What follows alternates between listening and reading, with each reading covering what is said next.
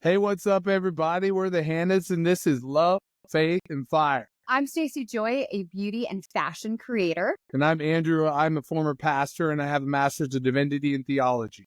Together, we are all diving into the things we really want to talk about: marriage, faith, and yes, the often taboo topic of sex. You can think of us as your unfiltered guide to navigating love, intimacy, and the biggest questions about God with a healthy dose of humor. That'll be coming from Are me. you saying that every time? I'm the guy who has the humor And honesty. and honesty. Coming- That'll become No, her. because off limit. So let's get real. So now that we have reached subscriber status, you're going to get a little sneak peek today into what will become very quickly subscriber-only content. We are going to be doing a Q&A from last week's podcast. So make sure that you keep those questions coming, whether they're in Instagram DMs, which is where most of these came from, or in the comments of the podcast. We want to hear from you. We want to understand how these are impacting you guys and what parts of your life that we could dig into a little bit more. We obviously only speak from our experience. So if you have different perspectives or situations that you would like us to speak into, please let us know. This will become subscriber only content going forward. So make sure that you hit that subscribe button. Last week, we started out the podcast by talking about our story. And we talked about the impact that pornography can have on a marriage.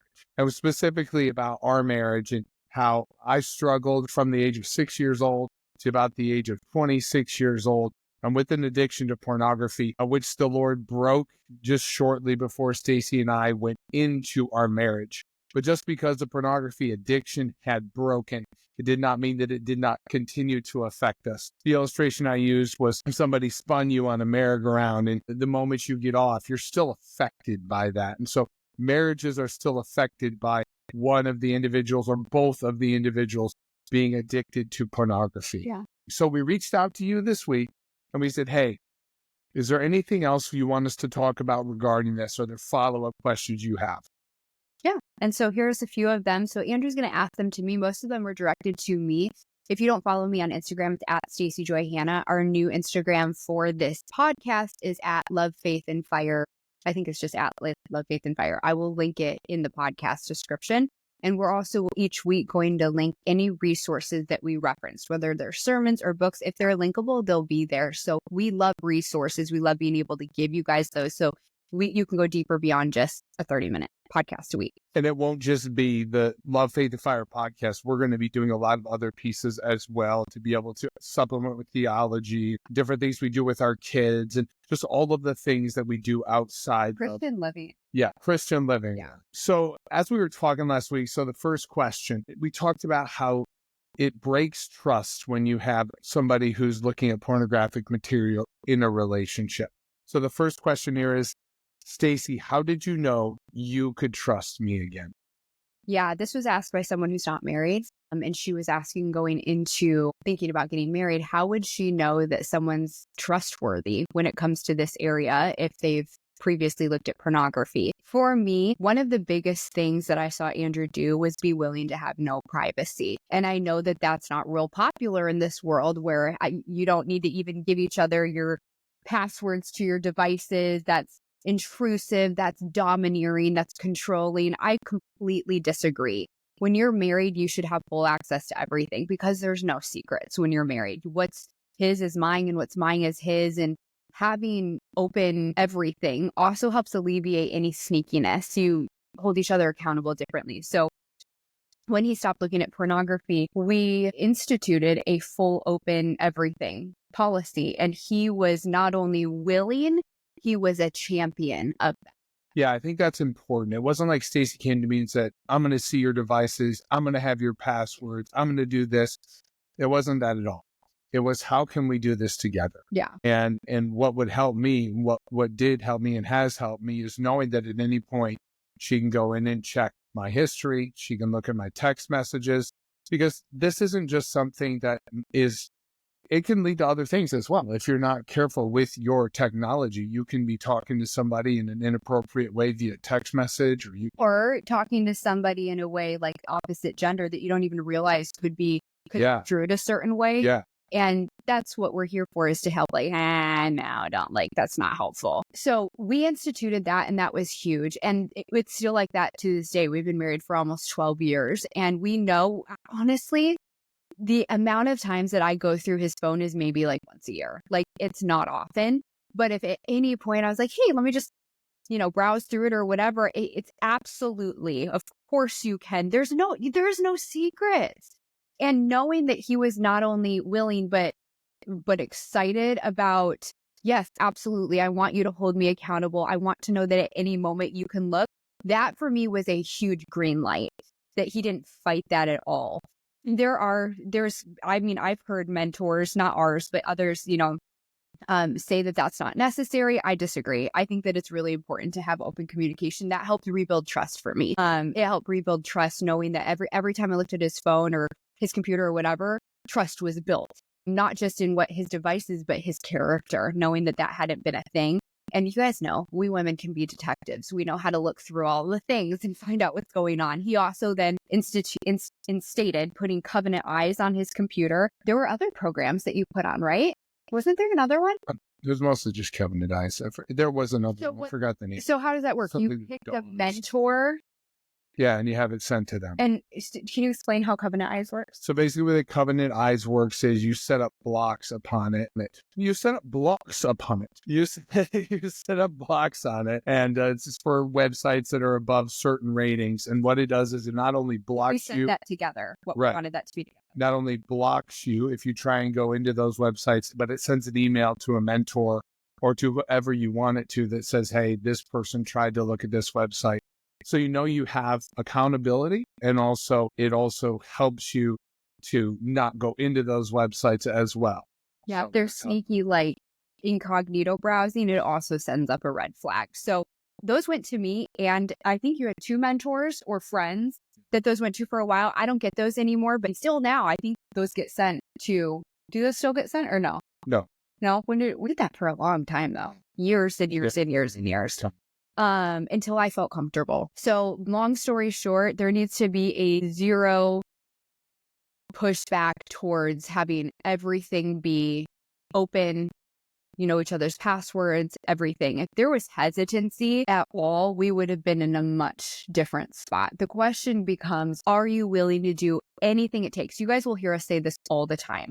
Are you willing to do anything it takes to make this relationship work? And Andrew was, and that was very, very evident. That's just one very practical thing. I haven't known of most people that I know of are very hesitant to do this, even if they say they're done with pornography. They feel like it's invasive. They feel like it's a parent to a child. And that's not what it is. You're partners. You're doing this together.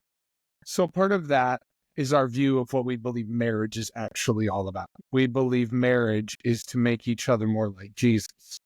It's a partnership to help each other. When you go to heaven, when I go to heaven, stand before the Lord and give accountability and answer for everything, for every idle thought, for every deed, for every action that I have. I want her to help me become more like Jesus, and she wants me to help her become more like Jesus. And so this is a huge way for her to help me in my walk with Christ.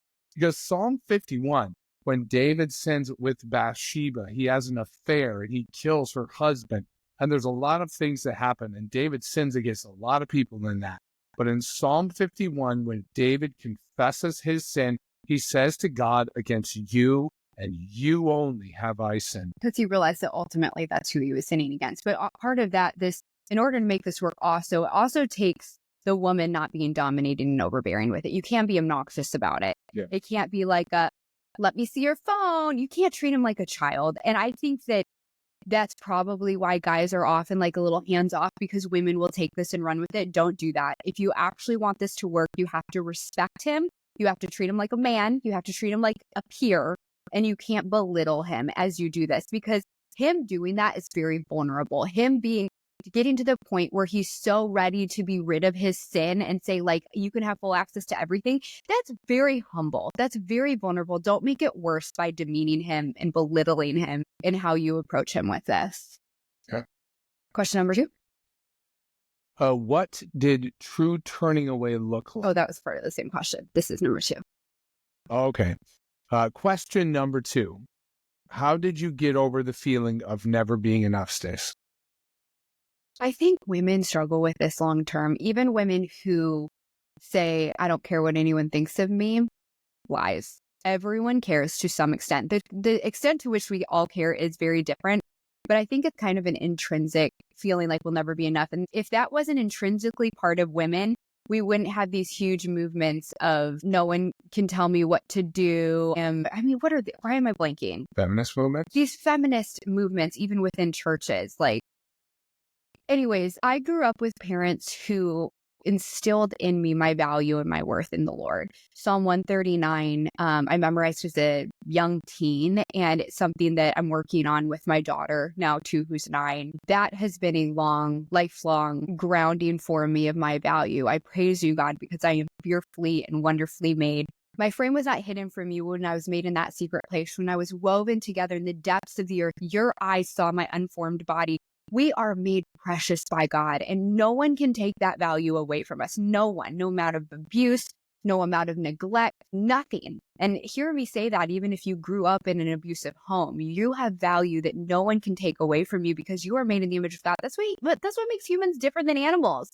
We are made in the image of God, and we have a soul, and that is precious, and no one can steal that from us. So, I mean, I still some days struggle with this. I mean, we've had conversations with it just in the last week. There is long-lasting effects to even forgiven sin. And I have to be gracious with that. I mean, there's times that stuff hits me in the bedroom and I clam up and my walls go up and I don't even know why. And sometimes it takes a minute to work through that. But first of all, we have to remember we can't grudge hold. We cannot do that. Like once it's been confessed and forgiven, you can't dwell on it. When those feelings come up, I share them with Andrew because it's part of him understanding me and how my heart works. And those feelings are very real. Those insecurities are very real and those have to be shared, but then you can't dwell on them. That's what causes bitterness. So a lot of it had to do with how you lift me up. The way that Andrew has always said, the way you talk about someone is the way you're going to view them. So I remember when he stopped looking at pornography, he started verbally complimenting me differently. And I remember thinking, I don't know if he actually believes what he's saying, but I didn't push back because I could tell through the verbal compliments, he was starting to believe them more and more. So even if he struggled with attraction some days because of the effects of pornography, he was battling those by verbally battling them, if that makes sense. And that might sound insincere. It wasn't at all. It was actually a way that he battled it. And that's again where it's a partnership. You have to give him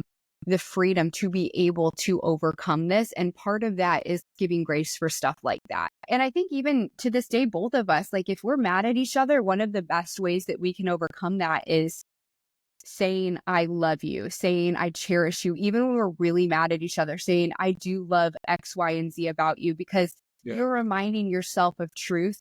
And on the flip side of that, not verbalizing hatred for each other, not verbalizing without it being productive, things that you really don't like about each other. There's a time and a place to have those conversations. Don't smile at me like that. We had a moment this weekend and we are working through it still, but we're all in progress. I was just smiling because I thought it was really beautiful. So I'm going to say that makes sense, but I want to say something to this. It took me 2 years to heal from the effects of this, and we still have the effects of this in our marriage. It's still something we have to be aware of. I still speak sometimes in a way that she could very easily feel like she's not enough. But here's the reality: none of us are enough. None of us are enough, and what I mean by that is that in that of ourselves, just because we're here or whatever else, we're not enough. We're never going to be enough for ourselves. We're never going to be enough for our spouse. And that's too much to put on you. Right. We're never going to be enough for our children. Reason why I feel enough. That's not fair. Right. That's what I'm getting at. Make it worse. The way you can know you are enough, even if he never says that you're enough, is to know that Jesus Christ says you are. That Jesus Christ says that he knit you together in your mother's womb, Psalm 139.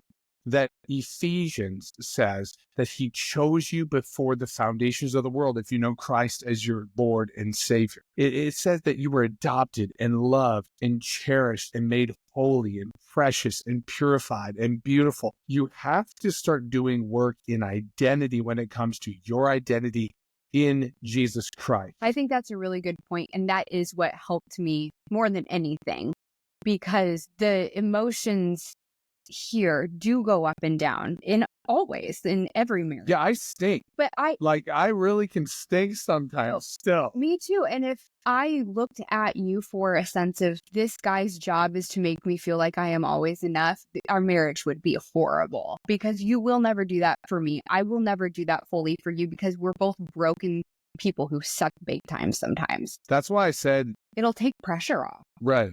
The last podcast that I believe that the true healing for pornography in a marriage is a relationship with Jesus Christ. And I want to remind you, if you don't know Christ, that you still have intrinsic value because you're created in the very image of God with a purpose. And that purpose is to worship God, to bring him glory and enjoy him forever. And so I want to just let you know that. And so really what Stacy started to do was embracing what God said about her. But I also had to embrace what God said about me. You felt like a schmuck, and you had to relearn your value too. Before I could really start honestly and truly affirming you, but how you speak about somebody is how you're going to view them. And what we mean by that is the words that you say, you're going to start to believe. If you are out there on the road and somebody cuts you off and you're calling them so-and-so, you're going to literally start thinking that they're that so-and-so. That's how road rage incidents happen. They dehumanize the person to so much of an extent that they believe those things about them. In the same way, when you say positive and uplifting and God-honoring things about your spouse, to yourself and to them, it changes the way you view them, and it makes you see them in a different light. Yeah, absolutely. So is there anything else you wanted to say on that? So the next question here is, what are some practical steps to restore physical and emotional relationships? I think it's important to remember that building trust does take, we said that with our kids too. That doesn't mean a lot. You will get tangibles along the way, but it does take time to build trust. So both need to be patient with each other, and you can't lord each other's failures over each other. It's such a together effort for this healing process to work well. It's the person who struggled with pornography or sex addiction or whatever it was that broke trust, being very willing to have everything open. And it's the other person being humble and not being obnoxious, and not every time something is at work within, my soul, being like, well, if you hadn't blah, blah, blah, blah, I wouldn't. You have to be gracious. You have to be humble. And a lot of times I think I first deal with those feelings before the Lord, especially at the beginning. And then if I feel like I need to talk to Andrew about it, then I would. And he was always so gracious. And my encouragement to guys is, having seen this done well and poorly in different people we've counseled, be gracious when your wife's talking to her about how it's hurt her. You might not understand, but the more you listen, the more you might come to understand over time. And it's really important to step into that with her. Andrew was really good at that with me. When I hurt, he hurts. He's never been told to me when I'm hurting. He wants to know. He wants to understand. He wants to sit in it with me. I can't imagine this without that. I really, really can't. So remember that trust takes time. Have fun. Keep having fun together.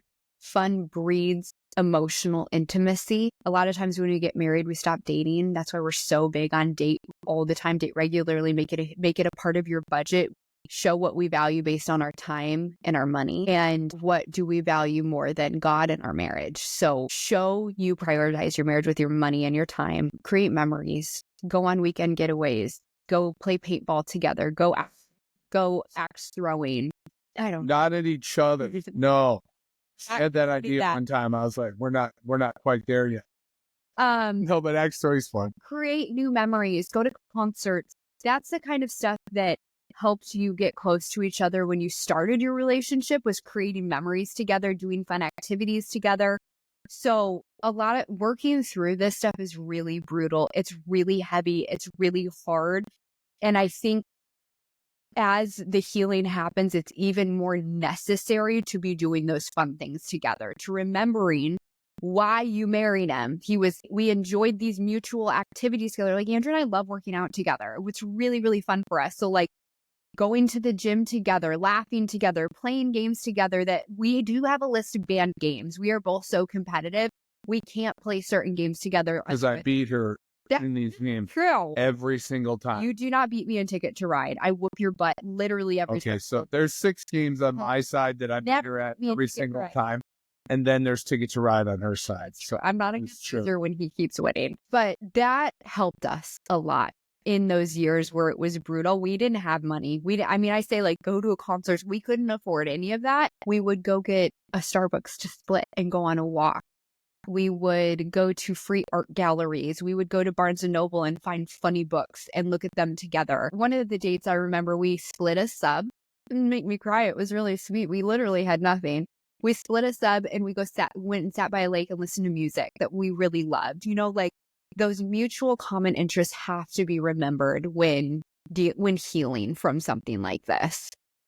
Yeah, I think you heal in 3 different ways. You heal emotionally, you heal spiritually, and you heal physically. Yeah. Right? So emotionally is talking to each other. It's asking each other questions.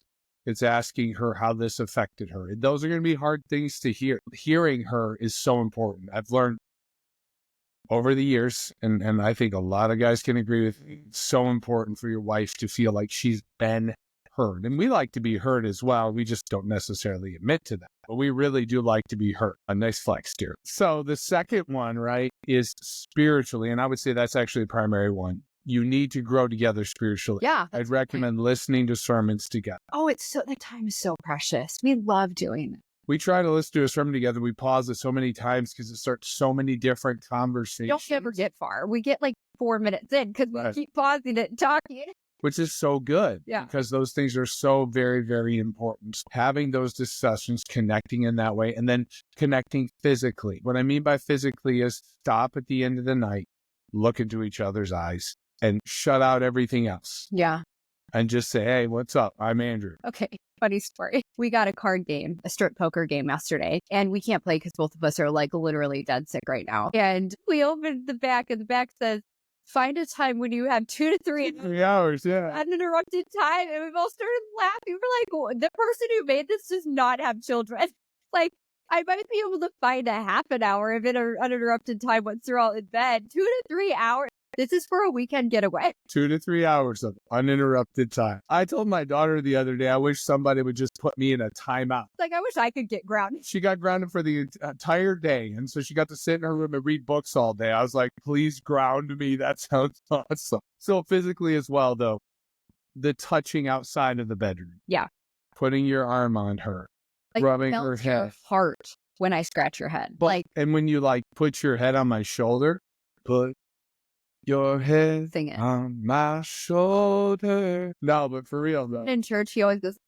That's intimate. And those two things, if you're a Christian, spiritual and physical intimacy, being together are an incredible combination that grows and deepens a relationship. Another part of that is going back to the previous question. As a husband, I get the opportunity to remind Stacy what God says about her. What God says about her seriously is the most important thing she can hear. And I think so many times, I used to think Ephesians 5 meant going and make like when we would get in arguments or I would see something that I identified as not 100% what a Christian should be like in the life of Stacy, I thought I had to go in there and change it around, and that's what leadership was. And it was like grab.